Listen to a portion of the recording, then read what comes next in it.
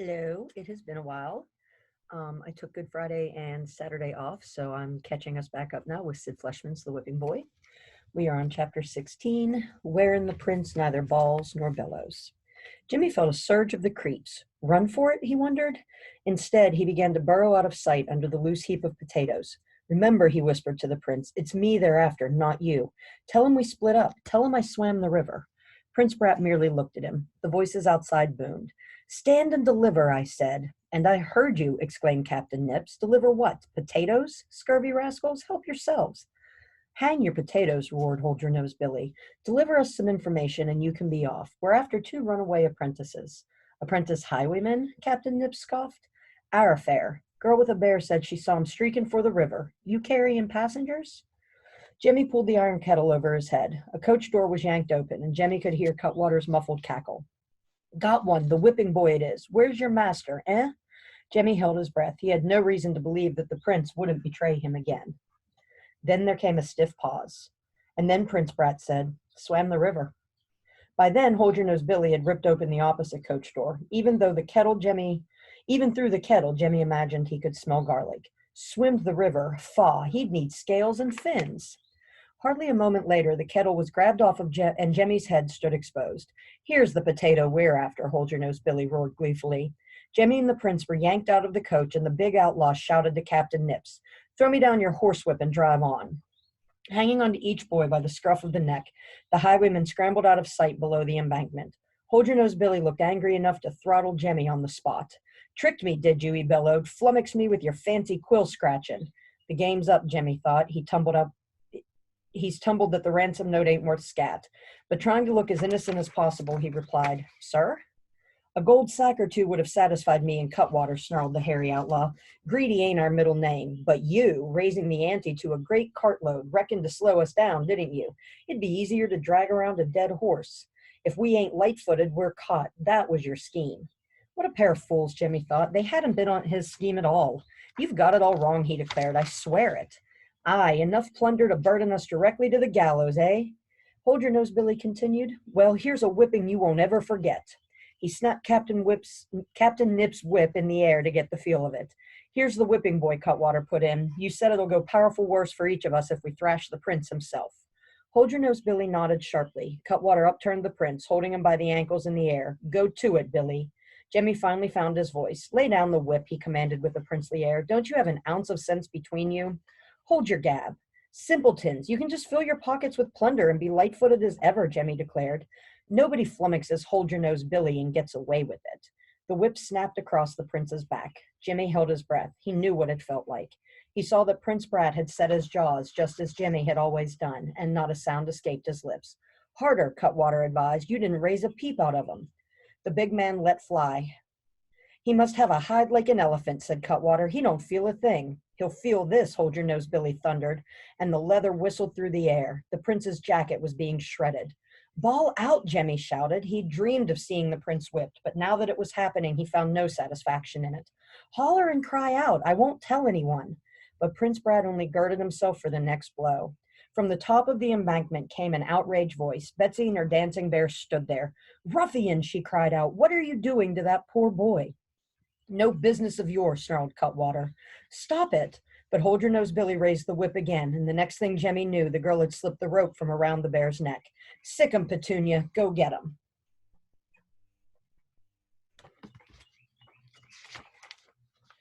Chapter 17, Petunia to the Rescue.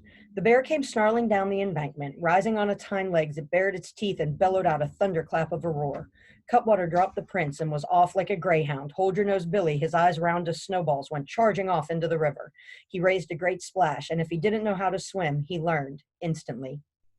Jemmy had reared back, but now Betsy gave a whistle and the bear stopped in its tracks. Good boy, Petunia. That'll do, darling. She slipped the rope back around the bear's neck. Then she bent over the prince. The low-down bullies lay in stripes on a boy's back.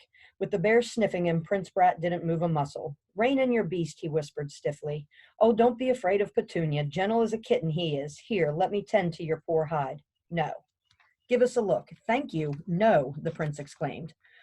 Lummy, ain't you the brave one? Must sting something dreadful. Jemmy watched the prince slowly raise himself off the mudflat. He felt a growing amazement. Prince Brat, a brave one? It didn't seem possible. But God, there was the cast iron streak of pluck in him. The prince moved his arms and shoulders. He winced, but then he began to brush himself off. Steady on your legs, Jemmy asked. Steady. You should have yelled and bellowed. That's what they wanted to hear. And humble myself? Muttered the prince. You never did. Jemmy gazed at him for a thoughtful moment. Then he indicated the two highwaymen. Cutwater had vanished, and Hold Your Nose Billy was trying to keep from drowning. Let's be on our way. They'll sure to be back after us. Not if you travel with me, said Betsy, me and Petunia. Jemmy found the horsewhip where Hold Your Nose Billy had dropped it. Betsy and the bear had already started up the embankment, and the boys followed. Locks, whispered Jemmy, ain't we a puckered sight, the both of us, torn up and scruffy. At least no one will take you for a prince. Not far off, the coach lay on its side. Hanged if I caught sight of that steep rise off to the side of the road, exclaimed Captain Nips. Tipped us over, as you see. Either your horses need spectacles, said Betsy, or you do. Together with Petunia, they lifted and pushed and righted the coach. They piled in and were off. Betsy and her dancing bear rode inside with the prince. Jemmy decided to sit with Captain Nips to watch for road hazards.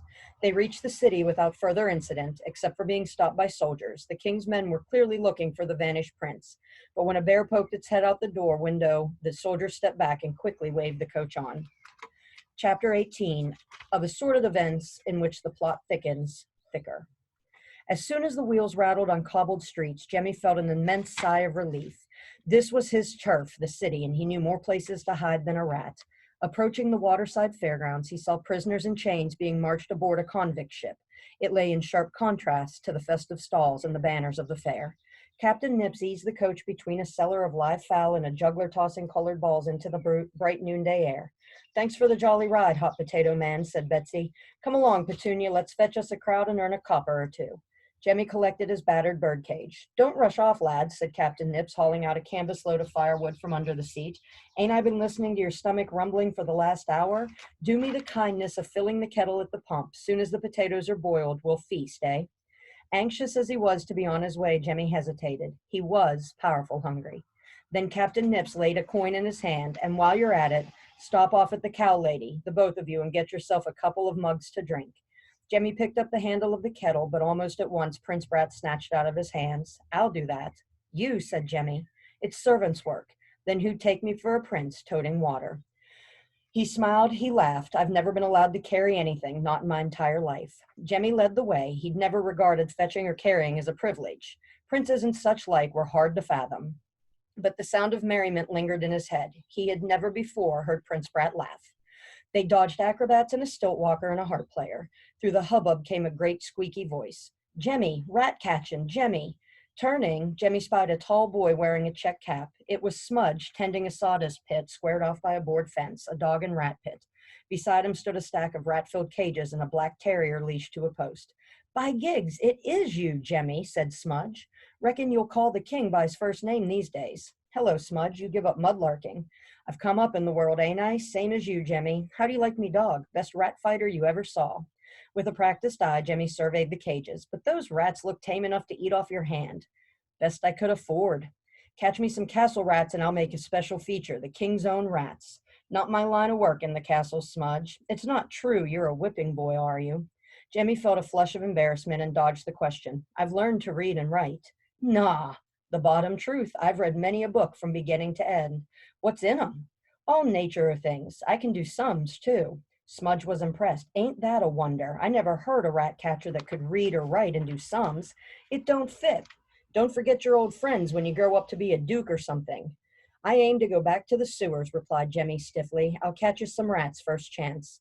But even as he said it, Jemmy felt a bleak discomfort. He would miss the shelves of books he'd left behind in the castle. In the sewers, he hadn't been aware of his own ignorance. He saw no choice now but to return. But he realized that he'd lost his taste for ignorance. Smudge was saying, Who's the cove? What? Your pal. This is, Jemmy caught himself. He then began to stammer. I mean, this is. The prince answered for him. Friendo Jemmy's the name. Then Friendo Jemmy will do. Smudge put out a hand to shake. Jemmy caught Prince Brat's momentary confusion. He never shakes hands. Of course I do, said the prince with a quick grin. He took Smudge's hand. Glad to shake your hand, Smudge. Likewise, and Jemmy dragged the prince away. Smudge had committed a terrible offense. No one was allowed to shake hands with the prince. Why did you do that? because I've never shaken hands before. He could be hung for less. The prince was staring at his hand. It felt friendly, trusting. I may introduce the practice at court when I become king. Jemmy's ears pricked up. King, is it? He thought. So it was just bluster that you might never go back to the castle. Gah, I hope you don't want to learn to catch rats first.